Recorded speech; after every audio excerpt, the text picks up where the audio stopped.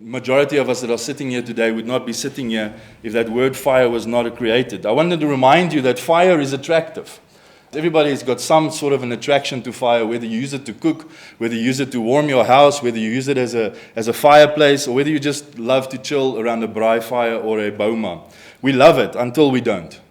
Until that time where your wife phones you over the phone and she's going hysterical and she says, there's a fire at home, you need to come to the house because the house is on fire. We love fire until we don't. I think it's absolutely critical on more than just one front. The collaboration between the services are so important in what we're facing as a country. Not only just facing as a country, but also facing in the central cities.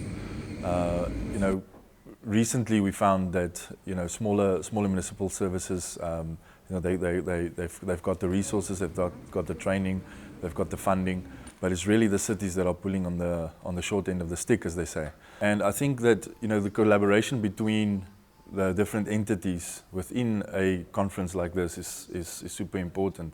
Apart from just listening to the speakers, there's a lot of networking that takes place. And then based on that, we can see how we can collaborate and make the country and make the city a safer place. It's a privilege to be standing here today in a space where innovation meets necessity and technology intertwines with compassion. We are standing on the verge of a new era, one in which our tools of communication and connectivity allow us to transcend the limits of time and geography. It is an age where our solutions for emergencies, once reactive and dependent on proximity, are becoming proactive. Fibre optics and fibre lines that are being run throughout our cities these days are giving us insight that we never had before. The ability to push algorithms into our alert centres across the country and to pinpoint abnormalities, giving us access to video surveillance of those environments. Fast tracking emergency response makes a difference what it is, whether it be a crime, whether it be medical, whether it be fire. The ability for AI and algorithms to either predict something that's about to happen or alert us to something that's just happened before somebody even needs to pick up a phone, directing emergency response to an incident that may be priority over something that they were already going to. So it's really creating some incredible opportunities for our emergency services across the board to harness. Data from environment in South Africa from a fire risk loss point of view is not very well legislated.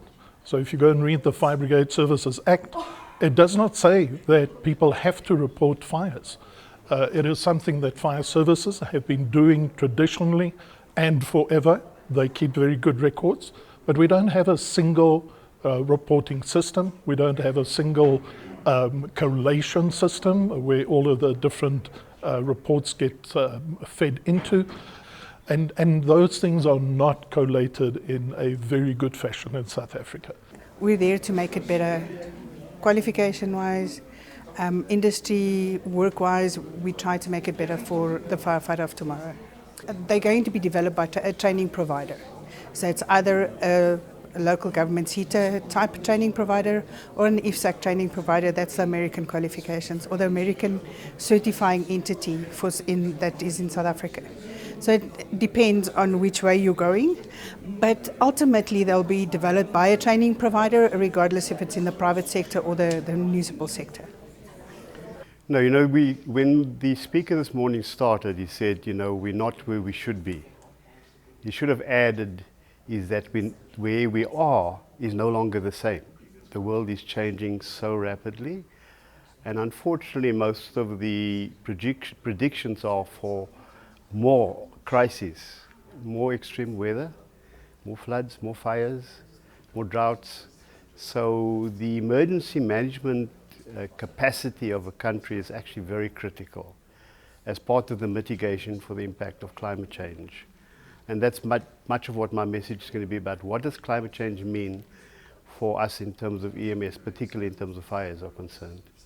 So it's very timeless that we're having this conversation. I don't think we've had enough people waking up to the reality of what we're confronted with. No single entity is able to address it adequately on its own. We as Working on Fire have gone to Canada 6 occasions. No country can even manage its own fire demands on its own. Last year we had 860 of our firefighters there.